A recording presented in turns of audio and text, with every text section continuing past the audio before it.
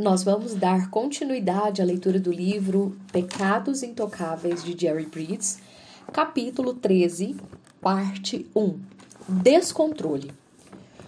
Como uma cidade destruída e sem muros, assim é o homem que não pode conter-se. Provérbios 25, 28. Nos tempos bíblicos, os muros da cidade eram sua principal defesa. Se os muros estivessem rachados, o exército inimigo não teria muita dificuldade para invadir e tomar a cidade. Como bem sabemos, Deus provocou a queda dos muros de Jericó para que o exército de Israel tivesse mais facilidade para invadir a cidade, conforme Josué 6:1 e capítulo 5 até o verso 20.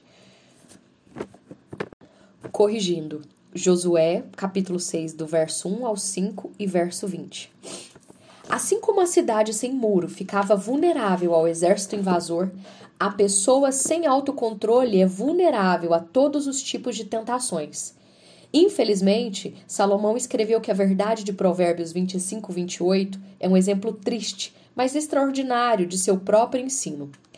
A Bíblia afirma que Salomão teve 700 esposas e 300 concubinas, todas vindas de lugares onde Deus havia proibido os israelitas de escolherem esposas, conforme 1 Reis 11, verso 1 ao 3. Salomão, então, deixou-se dominar pela paixão e desrespeitou totalmente a proibição divina. Além disso, como era o soberano mais rico da época, conseguia tudo o que queria. Em vez de exercer autocontrole, o rei desconsiderou seu próprio conselho e permitiu que sua paixão corresse solta. Salomão pagou um alto preço pela falta de autocontrole. Suas esposas levaram seu coração para longe do Senhor. Como resultado, Deus dividiu o reino de Salomão nos dias de seu filho Roboão e a dinastia de Davi foi mutilada daquela época em diante. Tanto em Provérbios quanto nas cartas do Novo Testamento, a Bíblia fala bastante sobre autocontrole. Segundo Paulo, autocontrole é fruto do Espírito, conforme Gálatas 5, 22, 23. E o apóstolo inclui o descontrole na lista dos pecados que iriam caracterizar os últimos dias, conforme 2 Timóteo 3, 3. Ao instruir Tito sobre o ministério em Creta, Paulo manda diversas vezes que ele exorte os crentes a terem autocontrole, conforme Tito 2, verso 2, verso 5 e verso 6. E lembra que a mesma graça que produz a salvação também nos capacita a ser equilibrados. Em suas duas cartas, Pedro nos incentiva várias vezes a ter bom senso ou autocontrole, conforme 1 de Pedro 1,13, 4, 7, 5, 8, 2 de Pedro 1, 5. A despeito de ser um ensino bíblico, também acho que autocontrole é uma virtude que recebe pouca atenção de forma consciente da maioria dos cristãos. A comunidade cristã impõe limites que nos impedem de cometer pecados óbvios, mas dentro desses limites, nós vivemos a nosso bel prazer. Raramente dizemos não a desejos e emoções. A falta de autocontrole talvez seja um de nossos pecados mais intocáveis e porque o toleramos, ficamos mais vulneráveis aos outros pecados intocáveis. O descontrole da língua, por exemplo, abre caminho para todos os tipos de conversas pejorativas, como sarcasmo, fofoca, calúnia e menosprezo. O que é autocontrole? É domínio ou governo cauteloso sobre os nossos desejos, anseios, impulsos, emoções e paixões. É dizer não na hora certa. É ter comedimento nas vontades e atitudes legítimas. E restrição absoluta daquilo que é pecado.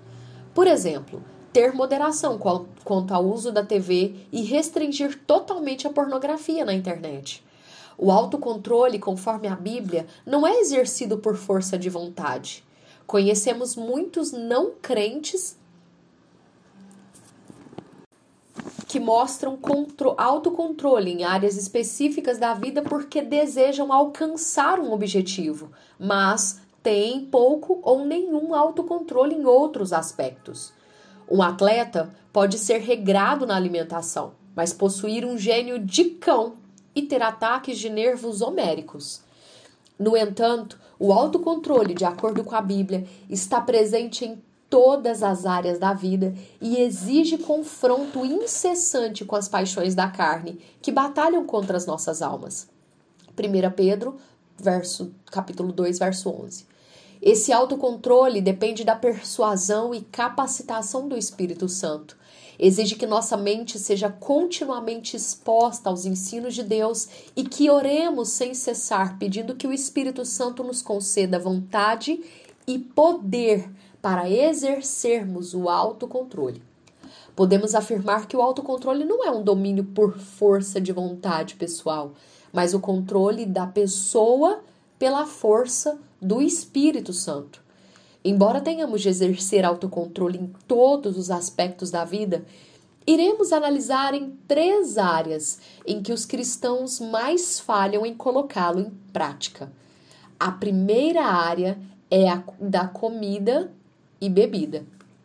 Quero deixar bem claro que eu não estou expondo quem tem o famoso problema de peso. A condição pode ou não ser causada pelo descontrole no garfo. Um dos homens mais controlados que já conheci lutou a vida inteira contra a balança. Por outro lado, alguém que come um boi inteiro sem engordar 1 grama, talvez seja, por outro lado, alguém que come um boi inteiro sem engordar 1 grama, talvez seja, por esse motivo, descontrolado em relação à comida e bebida. Refiro-me à tendência de ceder continuamente ao desejo de comer e beber determinadas coisas. Conheço um homem, cristão fiel, que bebia 12 latas de refrigerante todos os dias. Eu costumava ser louco por sorvete e traçava uma tigelinha depois do jantar e outra antes de dormir. Nesse caso, Deus me convenceu do descontrole ao me mostrar que uma coisa tão inocente enfraquecia em áreas mais importantes da vida. Entendi que não posso ser descontrolado em uma área e controlado em outra. Um jeito de exercermos autocontrole é nos afastar da tentação ou remover para longe aquilo que nos tenta. No caso do sorvete, pedi que minha esposa não mantivesse nenhum pote de da gostosura no freezer e só comprávamos sorvete em ocasiões especiais. Embora essa decisão tenha sido tomada há mais de 30 anos, ainda preciso exercitar autocontrole nessa área. Outro dia, fui a um posto do correio que ficava dentro de uma sorveteria. Pelo caminho, comecei a sonhar com uma bela taça de sorvete. Enquanto lutava com um forte desejo de tomar sorvete, decidi que aquele era o momento de dizer não a mim mesmo, com o único propósito de manter a vontade sob controle. Não estou tentando encher de culpa quem gosta de sorvete, de refrigerante ou de café. Refiro-me ao descontrole, à tendência de satisfazer os desejos que nos controlam e que deveríamos controlar. E assim nós concluímos a primeira parte do capítulo sobre descontrole. E eu quero fazer alguns breves comentários aqui do que ele disse sobre o descontrole, dessa primeira abordagem que nós vamos fazer na área da comida e da bebida. E nós precisamos pedir ao Senhor equilíbrio e buscar com a graça dele reconhecer nessa área da comida e da bebida, na verdade não só nela, né? Mas se nós de fato precisamos comer aquilo, até que ponto aquilo seria uma gula, até que ponto nós estamos sendo dominados por isso, e nós percebemos de novo que são coisas muito sutis. Em todos os temas tratados aqui, os pecados intocáveis, eles podem estar na nossa vida de maneira muito sutil, que nós nem percebemos. E Aqui ele começou dando o exemplo aqui, colocando o versículo de Provérbios 25, 28, como uma cidade destruída e sem muros, assim é o homem que não pode conter-se. E nós precisamos, claro, com a ajuda de Deus, nos lembrar disso nos momentos em que nós tendemos, né, tem gatilhos que nos fazem perder o controle e que nós sejamos equilibrados com a ajuda de Deus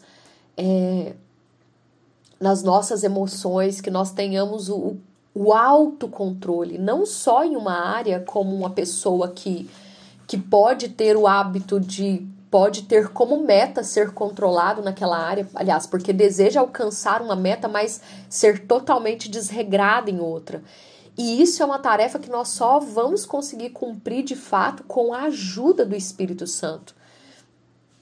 E manter um domínio cauteloso sobre os nossos desejos, sobre os nossos anseios, impulsos, emoções e paixões, porque isso é pecado. Não adianta a gente passar por mas vamos supor que você fique irritado ou responda com descontrole a alguma coisa que pode ser que esteja errada, mas nós erramos da mesma forma se nós agirmos de modo descontrolado. Eu falei porque ele fez isso. Isso não nos isenta de culpa. Que nós possamos ter em mente que o fruto do Espírito está dentro do fruto do Espírito o domínio próprio. E que o Senhor nos ajude a exercer o controle, o autocontrole em todas as situações da nossa vida.